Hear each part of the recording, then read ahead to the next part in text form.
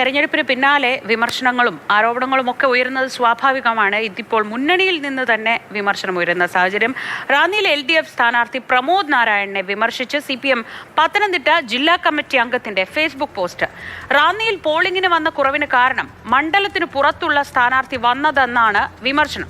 ഇതിനു പുറമെ മറ്റ് 6 കാരണങ്ങൾ കൂടി PSC മുൻ അംഗം കൂടിയായ റോഷൻ റോയ് മാത്യു ചൂണ്ടിക്കാണിക്കുന്നുണ്ട്. രാഹുൽ ജി നാഥ് വിവരങ്ങളുമായി. രാഹുൽ, വളരെ പെട്ടെന്നാണോ പ്രമോദ് നാരായണൻ റാന്നിക്ക് പുറത്തുള്ള ആളാണെന്നുള്ളൊരു തോന്നലൊക്കെ ഈ CPM നേതാവിന് തോന്നിയത്? അദ്ദേഹം അവിടുത്തെ MLA തന്നെയല്ലേ? തീർച്ചയായും ആ ചോദ്യം തന്നെയാണ് ഏറ്റവും പ്രസക്തമായി നിൽക്കുന്നത്. തിരഞ്ഞെടുപ്പ് കഴിഞ്ഞു. അപ്പോൾ ഏറ്റവും പ്രധാനപ്പെട്ട ചുമതലയുള്ള CPMന്റെ ജില്ലാ കമ്മിറ്റി അംഗമായ വ്യക്തിയാണ്, ഇത്തരത്തിൽ PSC മുൻ അംഗമായിരുന്നു. ആ വ്യക്തിയാണ് ഇപ്പോൾ രാഷ്ട്രീയ പോരാട്ടമല്ല റാന്നിയിൽ നടന്നത്, റാന്നിയിലെ പോളിംഗ് കുറയാനുള്ള 7 കാരണങ്ങൾ എന്തൊക്കെയാണ് എന്ന് ചൂണ്ടിക്കാട്ടിക്കൊണ്ട് ഫേസ്ബുക്ക് പോസ്റ്റ് ഇടുകയാണ്. അതിലാണ് പറഞ്ഞത് രാഷ്ട്രീയ പോരാട്ടമല്ല നടന്നത്.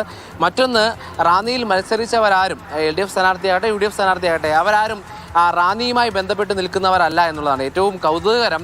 റാന്നിയിൽ മത്സരിച്ച NDA സ്ഥാനാർത്ഥി ഇതുമായി ബന്ധപ്പെട്ട് പ്രതികരണം നടത്തിയിരുന്നു. താൻ മാത്രമാണ് റാന്നിക്കാരൻ എന്ന തരത്തിലുള്ള പ്രചാരണം നടത്തിയിരുന്നു. അതായിരുന്നു അവരുടെ മുദ്രാവാക്യം. അത് ഏറ്റുപറയുന്ന തരത്തിലേക്കുള്ള കാര്യങ്ങളാണ് ഇപ്പോൾ നടക്കുന്നത്. ഇതുമായി ബന്ധപ്പെട്ട് പ്രമോദ് നാരായണൻ MLA പ്രതികരണത്തിന് ശ്രമിച്ചിരുന്നു.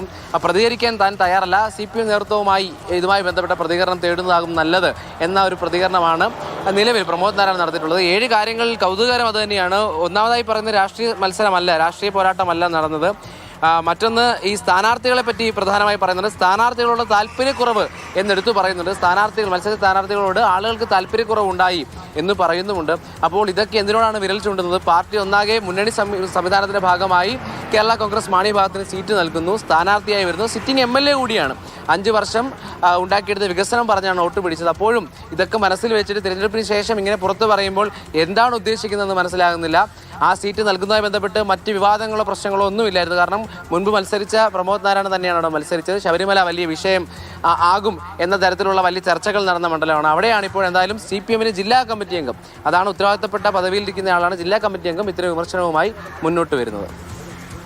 വളരെ കൗതുകകരമായൊരു ഫേസ്ബുക്ക് പോസ്റ്റാണ്. അദ്ദേഹത്തിൻ്റെ വിലയിരുത്തലുകൾ കൊള്ളാം. പക്ഷേ 5 കൊല്ലം അവിടെ MLA ആയി പ്രവർത്തിച്ച് അത്ര ചീത്തപ്പേരൊന്നുമില്ലാത്ത ഒരു സ്ഥാനാർത്ഥി, ആ സ്ഥാനാർത്ഥി അവിടെ MLA ആയിരുന്നു. ആ സ്ഥാനാർത്ഥി റാന്നിക്കാരനല്ല. സ്ഥാനാർത്ഥികളോടുള്ള താല്പര്യക്കുറവ് ജനങ്ങളിൽ ഉണ്ടായേക്കാം എന്നൊക്കെ വിലയിരുത്തണമെങ്കിൽ അതിന് പിന്നിൽ മറ്റെന്തെങ്കിലും കാരണമുണ്ടോ? അത് പാർട്ടി തന്നെയാണ് അന്വേഷിച്ച് പറയേണ്ടത്.